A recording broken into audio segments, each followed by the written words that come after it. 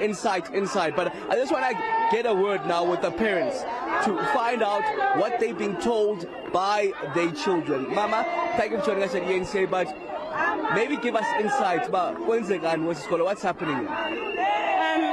We have a problem with classes. There are some classes that have electricity, and the toilets mostly our servants. There's been a dump site in school, which is like a mess. Abantwana sometimes bakamela lapho because some toilets our servants. And then there's a problem with police and everything like school, and nothing has been done. We've spoken as a neighborhood watch. I said, nah, you principal, sit down with her. Sakhuluma ukuthi senza njani. But akaspenduli, instead asimtholi la esikolweni.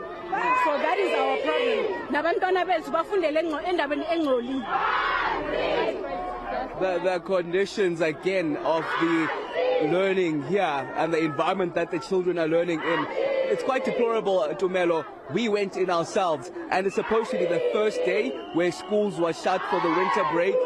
The school is filthy this current moment. I want to bring in another parent and understand exactly what's happening. Mama, what has happened in your experience and what your child has told you? Guess is called.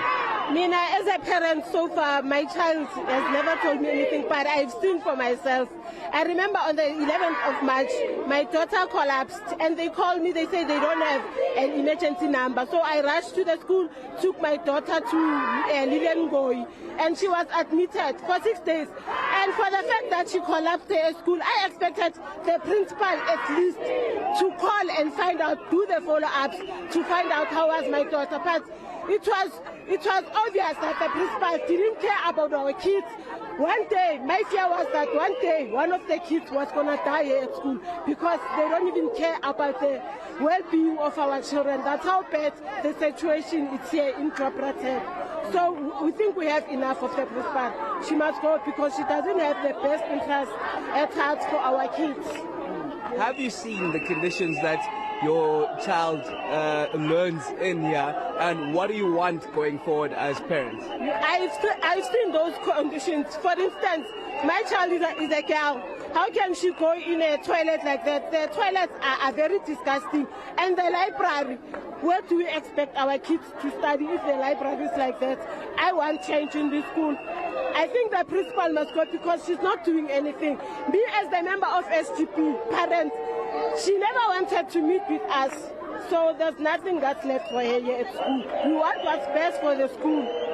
Okay, thank you very much. One of the parents there, Tumelo, saying that it's quite clear they want the principal to go. In fact, the principal was here earlier on, Tumelo, and then we were told she just looked at what was happening and left. But another development, of course, that we've seen in the last 45 or so minutes is the dozens of police that have come here. It's the JMPD as well as the SAPS, and the last time that we crossed with you, they were having a conversation with the student governing body in terms of they were being asked, in fact, by the police were asking the SGB to try and deal with this in a different manner. I want to get a catch up now with Myron, who is the treasurer of the SGB. Thank you for joining us once more. You were having a conversation with the police a bit earlier on. How did that yield anything? Yes, we did spoke to the colonel. Then the colonel took the numbers from Edward Musuwe. Then they talked. Then Mr. Musuwe has indicated that he is sending the acting district director, Memprindi. Yeah. Then when Memprindi arrives here, this is the person that we are going to talk to her and give her all our grievances. Then we'll hear what she's going to say. Okay, and then just on learning itself, because you understand it's the beginning of the third term and those classes are very crucial and important. Will there be any learning taking place today?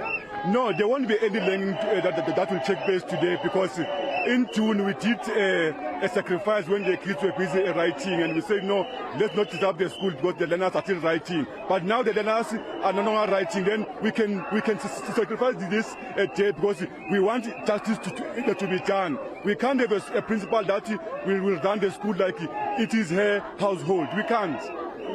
Yeah. Even when the DDG of the district, I understand, this Mtila that you talk of comes here. Will you still continue to shut down the school?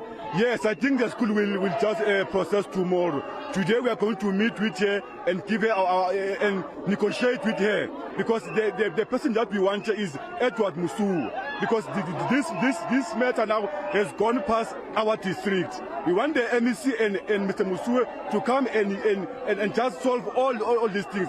If the district cared about our kids, they should have came a long time ago.